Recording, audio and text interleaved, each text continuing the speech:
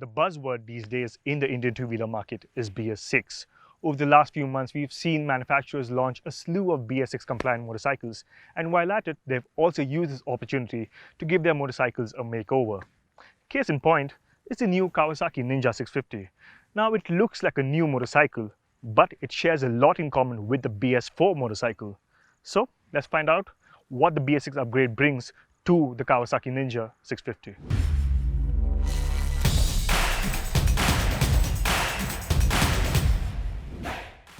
The motorcycle you see here is essentially based on the 2017 Ninja 650, and though I was not a big fan of the previous Ninja 650's design, the 2020 Ninja 650 has my attention. It looked attractive from the moment I saw it at the Anzin Kawasaki showroom in Mumbai.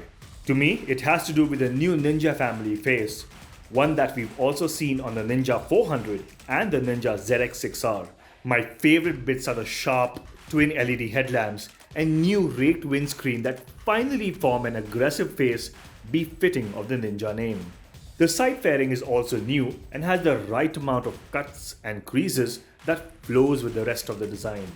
Moving on to the rear, this is the only visual similarity to the previous motorcycle, except for the new pillion seat that has wider edges and more cushioning for increased comfort.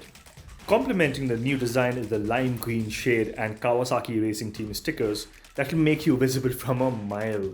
But if being subtle is your thing, you could choose the white and black dual tone color option. While the design is all new, Kawasaki has thankfully refrained from changing the ergonomics.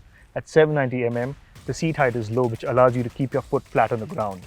At the same time, the clip-ons are high and these pegs are not too rear set, which results in a nice and comfortable sport tourer kind of riding position, which is great for long distance. Not changing the ergonomics is a wise decision, but a welcome change is seen in the introduction of a new display. This 4.3-inch TFT cluster has the same style of graphics you'd find on the new range of Kawasaki motorcycles. It is crisp and easy to read, while the Bluetooth connectivity brings it up to date with today's times. In all, the Ninja 650 looks much more modern than before and is better equipped as well.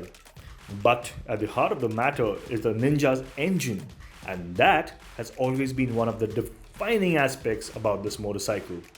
What I like about it is its tractability in the city, but at the same time it doesn't compromise on highway performance. But the cherry on top of the cake is the strong mid-range grunt, which ensures that you don't need to really rev out this engine to extract all that power.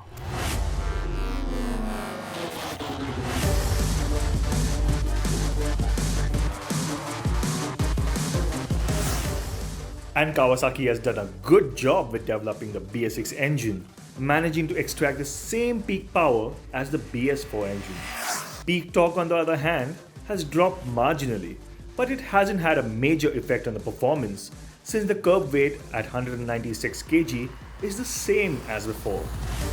Speaking of performance, despite its strong mid-range, this engine has sufficient power at the top to propel the Ninja 650 to serious 3-digit speeds. This flexible nature of the engine is what primarily makes the Ninja 650 such a versatile motorcycle. However, like before, the engine isn't very characterful and does not produce a very exciting sound. Also, there are some vibrations to be felt when it's revved out. Clearly, this is an engine designed to deal with the demands of the real world, and that is also the case with the suspension setup. The Ninja 650's 41mm fork and preload adjustable monoshock setup is the same as on the BS4 model, and it has been tuned with everyday usability in mind. Now, the suspension is tuned on the softer side, and that results in a comfortable ride over bad roads and undulations. But the one thing you need to keep in mind while going over high speed breakers and deep potholes is this low 130mm ground clearance. Understandably, the soft suspension setup means the Ninja 650 is good but not great around corners.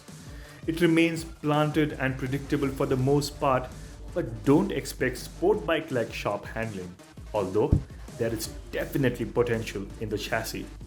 Also, as we found out, adjusting the preload setting accurately is essential in order to prevent unsettling the rear over undulating roads at high speeds. But the bigger irritant is that getting to the preload adjuster requires removing the side panels, which makes it a cumbersome process. Nevertheless, our past experience of the Ninja 650 tells us that the motorcycle is stable at high speeds and around bends when you dial in the correct preload setting.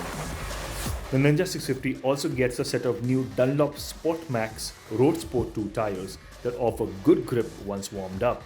However, they could do with better feel on a wet road. The Ninja 650 has a rock-solid reputation of reliability to bank on. It is also an easy first big bike for novices to adapt to, while remaining quick enough to keep experienced riders entertained.